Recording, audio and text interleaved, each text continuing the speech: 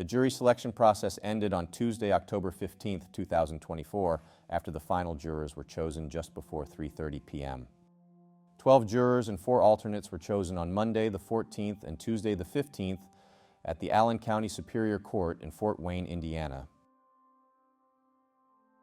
According to news reporter Russ McQuaid, prosecutor Nick McClelland on day 1 of jury selection asked potential jurors, in a roundabout way, if they would be put off if investigators don't have DNA, phone data, a murder weapon, or motive evidence.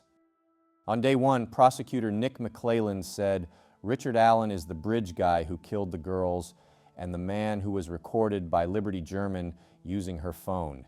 He said Rick Allen used a gun to kidnap the girls and have his way with them, but he was interrupted," McClelland said.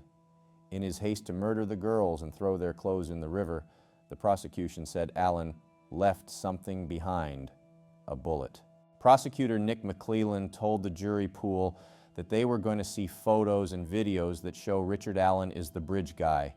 The state also said Allen confessed dozens of times to killing the girls. McClelland told the jurors they would hear Richard Allen, in his own words, say that he killed Libby and Abby, that he did it, how he did it, and why he did it. And prosecutor Nick McClelland said they would hear Allen say it over and over and over again. Rick Allen's defense attorney, Andrew Baldwin Counter, responded to prosecutor Nick McClelland and said that jurors would hear Allen say he killed the girls by shooting them in their backs, and that Allen's confessions included details that didn't match the medical information about that crime, such as him claiming he sexually assaulted the girls and that he buried them in a shallow grave.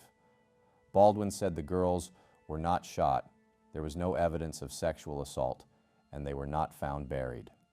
Rick Allen's defense attorney, Andrew Baldwin, said that Allen had been languishing in deteriorating conditions after a safekeeping order made him get sent from his jail cell in county prison to solitary holding for months in Westville Correctional Facility. He said that because Rick Allen was moved to solitary holding for months in Westville from county jail was the cause of his false confessions, claiming they were the ingredients as to why he confessed 60+ times. Rick Allen's defense attorney, Andrew Baldwin, also said that the defense would show where investigators have been confused about what to do with data from one of the girls' cell phones, and had it been figured out, it would never have led to the arrest of their client, Richard Allen. Rick Allen's defense attorney, Bradley Rozzi, told prospective jurors that Allen made those confessions under duress and claimed that some of the so-called confessions made weren't even factually accurate. Allen's defense attorney, Bradley Rozzi, claimed that infighting between federal and local law enforcement left some evidence unanalyzed. Rozzi told prospective jurors that Richard Allen is innocent and evidence will show that. Rick Allen's defense attorney, Bradley Rozzi, asked whether potential jurors thought fleeing the town of Delphi would be among the natural reactions after committing a crime.